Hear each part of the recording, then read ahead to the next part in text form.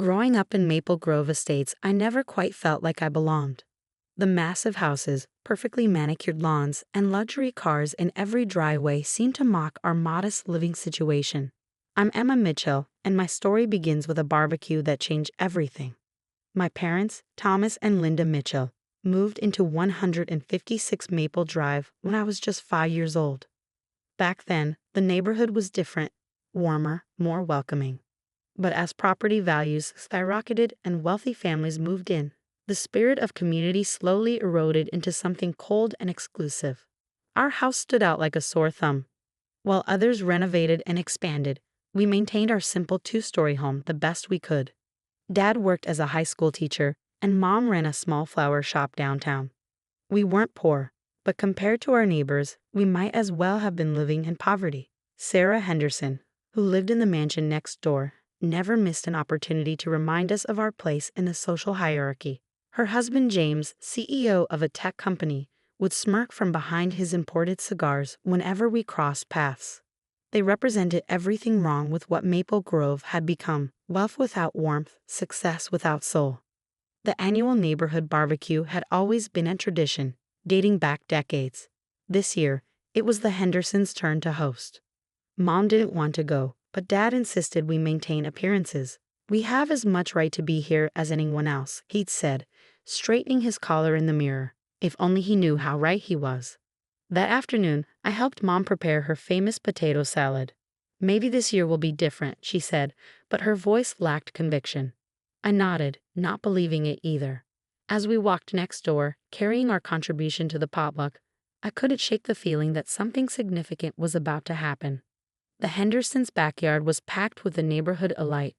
Women in designer sundresses clustered around the pool, while men in polo shirts discussed stock portfolios and golf handicaps. Sarah spotted us immediately, her perfectly Botox face twisting into a practiced smile. "Oh, the Mitchells," she called out, loud enough for everyone to hear. "How nice of you to join us. Linda, dear, you can put that." She gestured vaguely at Mom's potato salad. "Over there with the other dishes." I watched Mom's face flush as she placed her carefully prepared dish among the catered spreads. Dad squeezed her hand, but I could see the hurt in his eyes. We found seats at an empty table near the edge of the party.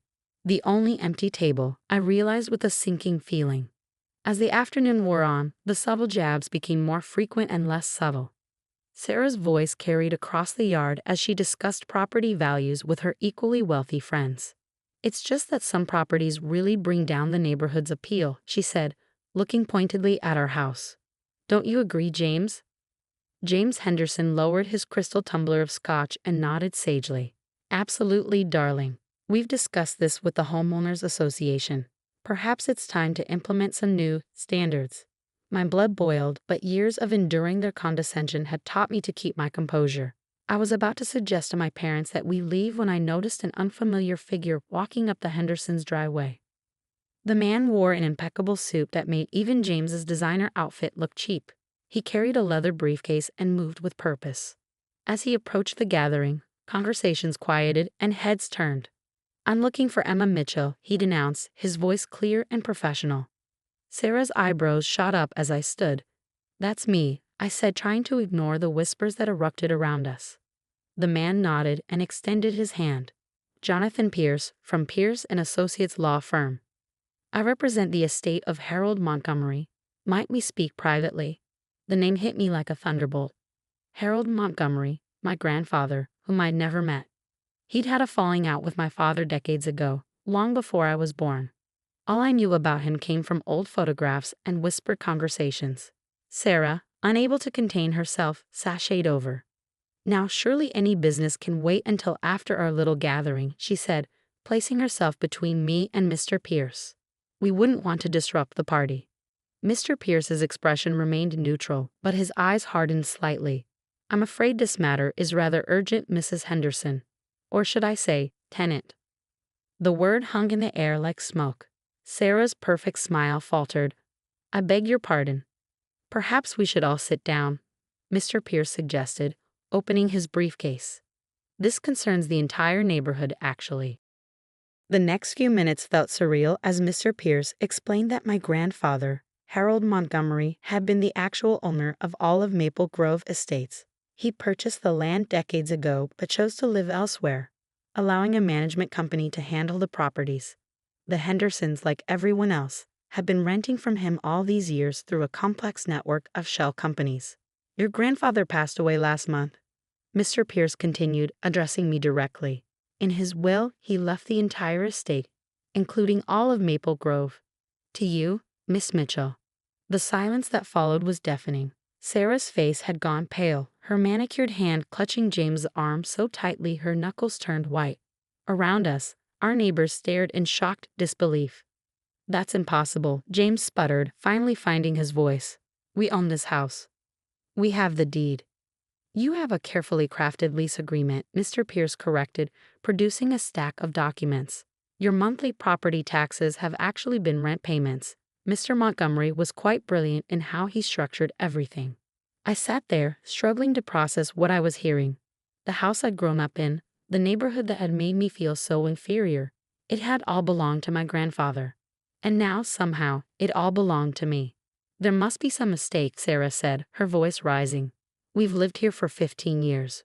We've invested hundreds of thousands in renovations, all of which were approved through the management company as per your lease agreement, Mr. Pierce replied calmly. Miss Mitchell now has full discretion over all properties in Maple Grove Estates. I looked at my parents, who appeared equally stunned. Dad's face showed a mix of emotions: shock, confusion, and something else. Pride? Regret? I couldn't quite tell. If you'll excuse us, Mr. Pierce said, standing, Miss Mitchell, and I have some paperwork to discuss.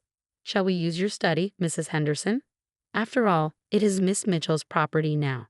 As I followed Mr. Pierce into the house, I heard the party dissolving into chaos behind me. Sarah's voice rose above the others, demanding answers, making threats about lawyers and lawsuits. But for the first time in my life, her words had no power over me.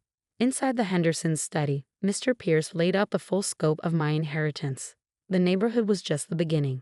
There were other properties, investments, and accounts I needed to know about. But my mind kept returning to one detail. Did he know? I asked suddenly. My grandfather, did he know how they treated us? Mr. Pierce's expression softened slightly. Mr. Montgomery had eyes and ears everywhere, Miss Mitchell. He watched you grow up from afar, saw how you and your parents handled adversity with grace. In his final years, he spoke often of how proud he was of the family you'd become. Tears welled up in my eyes as I thought of the grandfather I'd never known, watching over us all these years.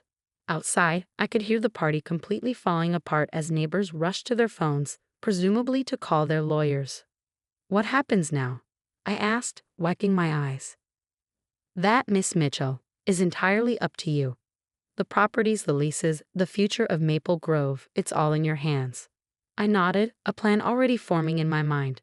The Hendersons had spent years making us feel small, but now the tables had turned. The real question was, what kind of landlord did I want to be?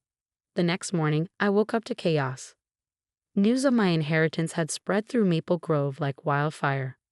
My phone was flooded with messages, some congratulatory, others panicked, and many from neighbors suddenly wanting to reconnect. Sarah Henderson's number appeared repeatedly, her voicemails growing increasingly desperate. James had apparently spent the night calling every lawyer in the city, only to discover that my grandfather's legal team had ironclad documentation for everything. I sat at our kitchen table, watching Mom prepare breakfast like any other morning. But everything felt different now. Dad kept glancing at the window, where a small crowd of neighbors had gathered, presumably hoping to catch a glimpse of the neighborhood's new owner. What are you thinking, sweetheart? Mom asked, placing a plate of pancakes in front of me. I took a deep breath. I'm thinking about Grandpa, why he did this, what he wanted me to learn. I paused, cutting into my pancakes, and I'm thinking about all the families like us who got pushed out of this neighborhood over the years. Dad looked up from his coffee. Your grandfather, he was a complicated man, Emma. We had our differences, but he always had a strong sense of justice. A knock at the door interrupted our conversation. Mr. Pierce stood there, looking fresh despite the early hour. Good morning, Miss Mitchell. I thought you might want to review the current lease terms. There are some interesting clauses we should discuss. As we went through the documents, a picture emerged that made me smile. My grandfather hadn't just been a shrewd businessman, he'd been playing a long game. The leases all contained provisions that gave the owner extraordinary control over rental terms and community standards. So, I said, looking up from a particularly interesting clause, I could essentially rewrite the entire rental agreement. With proper notice, yes, Mr. Pierce confirmed. Your grandfather ensured maximum flexibility for the property owner. I spent the next few hours drafting new terms with Mr. Pierce's help. By afternoon, we had everything ready. I called for a mandatory community meeting at the neighborhood clubhouse, another property I now owned. The clubhouse was packed that evening. Every resident of Maple Grove had shown up, their faces a mix of worry and curiosity. Sarah and James Henderson sat in the front row, trying to maintain their usual air of superiority despite their obvious distress. Thank you all for coming, I began, standing at the podium. As you've heard, I'm now your landlord. I've spent the day reviewing everyone's lease agreements and I've decided to make some changes. A murmur ran through the crowd. Sarah's hand shot up immediately, but I continued speaking. First, all current rents will be adjusted based on a fair market value assessment, not the inflated rates many of you have been paying. Second, I'm establishing a community board that will include representatives from all income levels. And third, I paused, making eye contact with Sarah. Any form of discrimination or harassment based on economic status will result in immediate lease termination. The room erupted. James Henderson jumped to his feet. This is outrageous. You can't just change everything overnight. We have rights. Actually, Mr. Henderson, Mr. Pierce interjected smoothly. According to your lease agreement, she can. Would you like to review the terms you signed 15 years ago? As James sputtered, I continued. I'm not interested in revenge. What I want is to restore this neighborhood to what it was meant to be, a community where people of different backgrounds can live together with respect. I pulled out another document, which brings me to the Hendersons. Sarah, James, I've reviewed the numerous complaints against you from other residents. The hostile environment you've created, the discriminatory comments, the attempts to force out families who don't meet your standards, it all violates your lease terms. Sarah's face had gone from red to white. You wouldn't dare. I'm exercising my right to terminate your lease, effective immediately. You have 30 days to vacate the property. The silence that followed was broken by a small sound. Someone was clapping. Then another person joined in, and another. Soon half the room was applauding. I saw relief on faces I recognized from years of shared subtle humiliations at the Hendersons' hands. This isn't over, James threatened, standing to leave. Our lawyers will.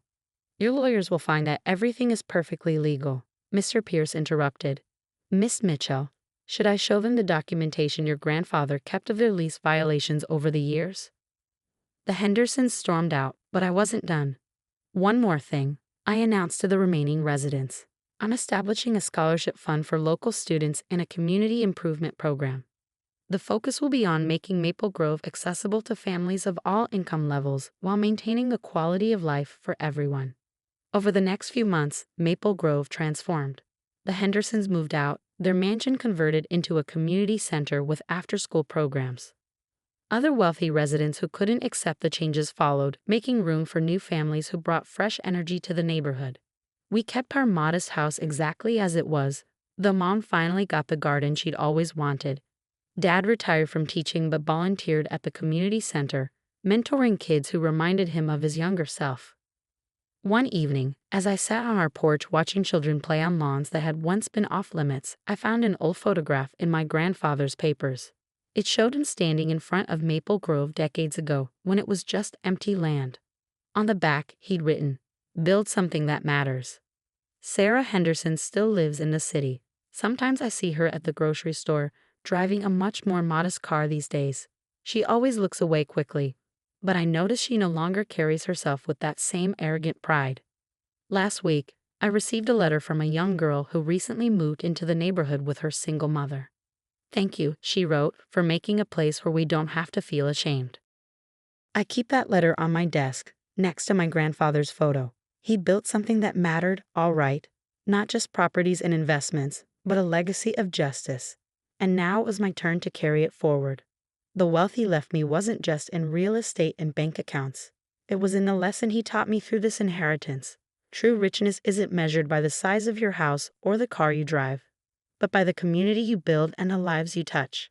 As I watch Maple Grove flourish, growing more diverse and vibrant with each passing day, I think about how sometimes the greatest revenge isn't in making others suffer, but in creating something beautiful from the ashes of their cruelty. And in the end, that's worth more than all the mansions in the world.